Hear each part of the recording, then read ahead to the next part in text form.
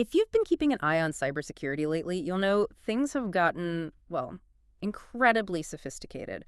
We're not just talking about basic phishing anymore. Oh, absolutely not. It's way beyond that. Think nation-state attacks with huge resources, supply chain hacks causing chaos, and deepfakes. They're so good now they're being used for major scams. Yeah, it's frankly making the old ways of investigating look a bit slow, outpaced, really. That's the real challenge, isn't it? That gap. It absolutely is. Cyber threats are just exploding, both in how tricky they are and just the sheer number. And it's not just the tech criminals have access to. What else is driving it? It's also their OPSE, their operational security. It's gotten really robust. They use everything, anti-forensics tricks, scattering data across cloud servers all over the world. So investigators aren't just looking for clues anymore. Not just digital clues, no. Yeah. It feels more like an arms race against anonymity, against just drowning in data. Okay, so we've actually gathered a whole stack of sources on this, looking at how forensic experts are fighting back, how they're actually winning. Mm-hmm. So our mission for this deep dive is to get into the advanced tech that's really shaping the future here, and also the specific methods, both, technical and psychological, that investigators are using right now. Yeah, to catch criminals involved in everything from, say,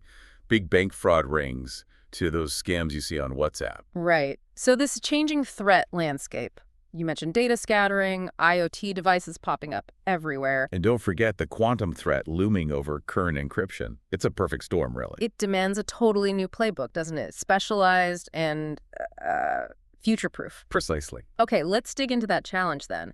This complexity, it means we can't just say computer forensics anymore, right? Yeah. It needs serious specialization. Exactly right. Take cloud forensics. That almost instantly becomes a multi-jurisdictional headache. Because the data isn't just on one server. Not at all. It's spread across Azure, AWS, maybe private clouds too, often crossing like 3 or 4 international borders. So the skill isn't just getting the data. It's getting it legally. Yes.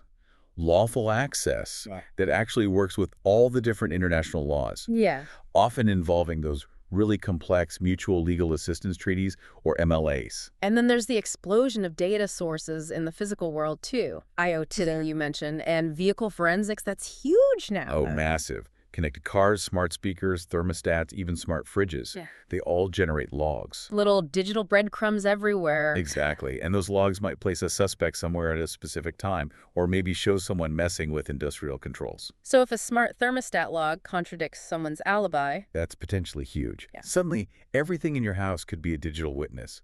It changes the game. It really sounds like playing constant catch-up. How are investigators trying to stay ahead? You brought up the quantum threat. Sounds a bit sci-fi, maybe. Yeah. It sounds like it, but it's a very real forensic worry. Well, it enables this strategy called harvest now, decrypt later. Basically, criminals or even nations are grabbing massive amounts of encrypted data now. Data they can't read yet. Right. But they're banking on quantum computers becoming powerful enough down the line to crack today's encryption wide open, retroactively. Wow. So forensics teams need to prepare for that now. Absolutely. Developing post-quantum crypto methods, making sure evidence handling protocols can withstand that future. It's about future-proofing the entire process. Okay, but here's maybe the counterbalance. Advanced AI and machine learning. Is this just about sorting through data faster, or is it changing how investigations work? It's fundamentally changing things. Yes, AI speeds up analysis, incredibly processing huge logs in minutes instead of weeks. That's vital. But there's more. Oh, yeah. More critically, AI enables advanced behavioral prediction. It can look at communication patterns, transactions, and sort of predict attack vectors, maybe even criminal intent, before they fully act. And deepfakes. AI must be key there. Indispensable. Detecting synthetic media requires really specialized machine learning models trained to spot tiny microscopic flaws in video or audio that the human eye or ear would miss. What really interests me is how investigators handle the criminal's own security, their OPSE. You mentioned anti-forensics. That must be a whole field now. Is the ultimate cat and mouse game, truly. Yeah. Anti-forensics is all about equipping our teams to spot and defeat things like data hiding, steganography, heavy encryption, file wiping. So they can recover stuff even if the criminal tried to destroy it. Exactly. Recovering overwritten files, hidden data. It's about preserving the integrity of the investigation even when someone's actively trying to poison the well. And since so much crime boils down to money, we have to talk about crypto, blockchain forensics. Right. That's essentially following the money on public ledgers like Bitcoins. But Criminals are getting smarter. How? Using mixers. Privacy coins. Exactly. Mixers tumble the coins. Privacy coins like Monero are designed for obscurity. So the challenge is piercing that veil, tracking transaction outputs, looking for that one slip-up. Like moving funds to an exchange that requires ID. Precisely. That KYC moment. It's still about following the money, just in its most anonymous digital form. Okay, so we have all this cutting-edge tech AI, cloud forensics, blockchain analysis, but none of it matters in court if the evidence isn't solid, right? How does this high-tech stuff fit into the core process, the one that ensures it holds up legally? That foundational process is still the absolute bedrock. It's typically 4 phases, and it starts with collection. Securing the digital crime scene. Exactly. Gathering data using hardware write blockers. These are physical devices that stop any changes being made to the original evidence drive. One accidental write, and your whole case could potentially collapse. Okay, collection first. Then what? Examination. Think of this as the triage stage. Experts dive into the devices, hard drives, phones, looking for anything deleted, encrypted, hidden. They pore over system logs, timestamps, basically mapping out what data exists and where the secrets might be hidden. And then comes analysis. This sounds like where the AI really flexes its muscles. You got it. Analysis is where you connect the dots. You take all those separate pieces, emails, chat logs, network traffic, financial transactions, and use tools, often AI-driven, to build a timeline. Find patterns. So connecting, say, an IP address from a log to a timestamp on a deleted email you recovered. Precisely that. Making sense of maybe 10 different digital trails to tell a single story. And the final step. Reporting and preservation. Documenting absolutely everything for legal scrutiny. Every step, every tool, every finding. Okay, let's make this concrete. How does this process work for specific crimes?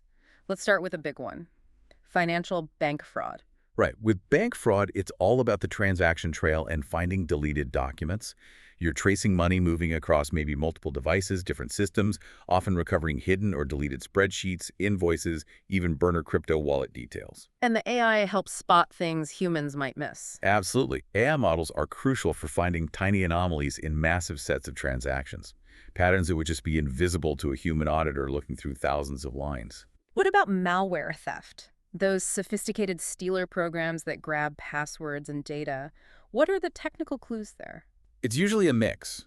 You use signature-based detection for known malware, but also behavioral analysis to catch new stuff 0 days. Network analysis is key too. Looking for strange traffic. Yeah, tracking unusual spikes in data going out to unknown IP addresses. And the safest way to really understand the malware is sandboxing. Running it in a safe, isolated environment. Exactly. You let it run wild in a controlled box to see everything it does without risking your actual systems. Impersonation scams, especially with deepfakes, seem incredibly tough. They look and sound so real. They do, but the tech isn't perfect.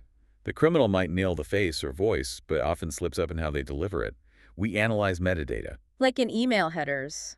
Social media posts. Exactly. Tracing the source, the timing. And for the deepfakes themselves, it's multimodal forensics, looking for tiny visual glitches, maybe weird flicker rates, or analyzing the audio for unnatural cadence, background noise that sounds synthesized. Okay, and lastly, what about all the mobile and WhatsApp fraud we hear about constantly? Yeah, that requires specialized mobile forensic tools. It's powerful stuff. When a scammer deletes a WhatsApp message, it's often not truly gone from the phone's database right away. So you can pull deleted messages, images. Often, yes. And crucially, the metadata behind them. For WhatsApp, analysts can sometimes decrypt the database files to get chat logs, timestamps. Then you correlate that with when money was transferred. And potentially trace the scammer's IP address linked to that transaction? That's the goal. It can provide that critical link. This is fascinating because it feels like we're shifting gears now, moving beyond just the tech, the bits and bytes, and more into, well, human psychology. You absolutely have to. To catch sophisticated criminals, you really need to understand how they think. So profiling them. Pretty much. We look at the drivers. Our sources suggest maybe 80% of cybercrime is just about the money. Another 15% or so might be thrill-seeking, chasing reputation. And the experienced ones have good OPSE. Very good OPSE.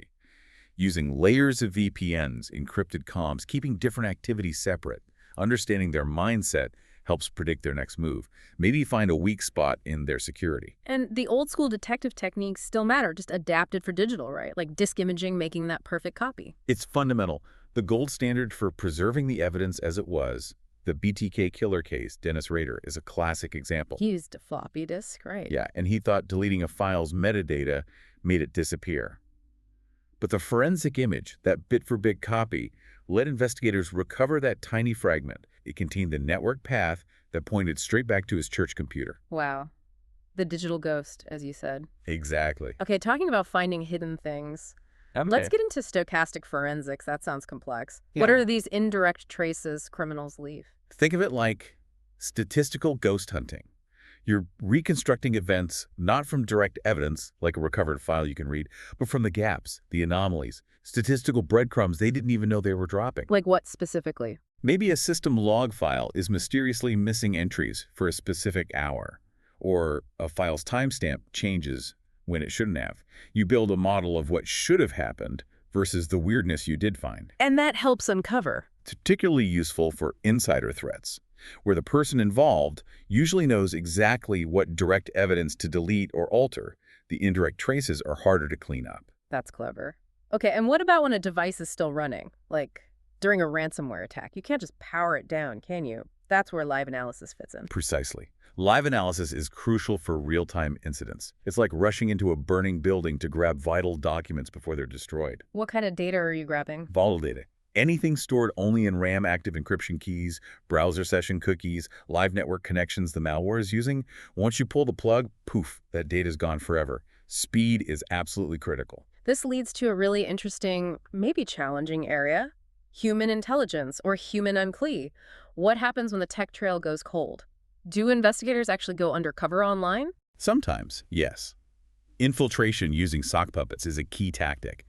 There are documented cases of analysts creating entirely fake online personas. To do what? Befriend criminals? Essentially, yes. To gain the trust of people inside organized crime groups, maybe ransomware gangs. By befriending key players, they can get operational details, locations, even internal gossip or plans that you'd never find through technical analysis alone. And then there are the riskier tactics, like catfishing or sting operations, posing as victims or other criminals. Those can be highly effective, mainly because they aim to force a mistake, lure the target into a situation where they slip up. Like agreeing to meet, or using a traceable payment method. Exactly. Maybe they get comfortable and use their real IP for a moment, thinking they're talking to an ally. But we have to stress, these tactics are on a very fine legal line. Strict ethical rules avoiding entrapment. Absolutely. Everything has to be legally sound, ethically justifiable. But sometimes that human element is what breaks the case open, turning a tracked IP into an actual person in handcuffs. So, assuming you've identified the suspect, maybe through tech or human, what are the most reliable ways to actually pin down their physical location for an arrest? You want evidence that's really hard for them to completely erase. Yeah. Number one is usually mobile device geolocation. GPS data. Yep. Stored in apps, photos, cloud backups, tons of places, and often recoverable even after deletion attempts. And the classic IP address trace still works. Still foundational. Getting the records from the internet service provider via subpoena, even criminals using VPNs or proxies can slip up. How? They might expose their real IP for just a split second when configuring things, or if their VPN drops unexpectedly. That tiny window can be enough. What else gives you a physical location? Wi-Fi and Bluetooth logs are surprisingly powerful. Right. Your phone, your laptop, they keep records of networks they've connected to. That can place a device, and potentially its owner, at a specific cafe, an office building, an apartment complex, days or weeks later. And photo metadata, the XIF data. If location services were on, the GPS coordinates embedded right in the image file can be undeniable proof of where that photo was taken. Since cybercrime ignores borders, getting that location data often means needing help from other countries, right? Back to those MLATs. Yeah, the Mutual Legal Assistance Treaty process. It's necessary for cross-border cases, but honestly, it can be incredibly slow and bureaucratic. What's involved? Contacting the right authority overseas, drafting incredibly detailed legal requests, getting things translated, submitting through formal diplomatic channels. It works. It was vital in taking down big networks like Avalanche, but the delays in politics can be major roadblocks. And finally, the investigators themselves need to practice what they preach, right? Good OPSC. Oh, absolutely critical. Investigator OPSEC is non-negotiable. Meaning? Using dedicated, isolated computers for analysis that never touch the regular internet or office network. Encrypting absolutely all collected evidence, whether it's stored or being sent, and being unpredictable, varying travel, work patterns. They have to be just as careful, maybe even more paranoid than the people they're hunting. It really paints a picture of digital forensics today as this incredible mix: deep tech analysis, AI, cloud, IoT, blockchain, but also classic detective work, psychology, and these careful human intelligence ops. That's it, exactly. And I think the main takeaway really is that almost every digital action leaves some kind of trace, a deleted bit of metadata, a weird timestamp, that momentary IP leak. It might be tiny, it might be indirect, but it's often recoverable. Digital evidence doesn't just vanish. So, as we wrap up, looking ahead, the toughest opponents are still likely to be those nation-states, the advanced persistent threats with huge resources and sophistication.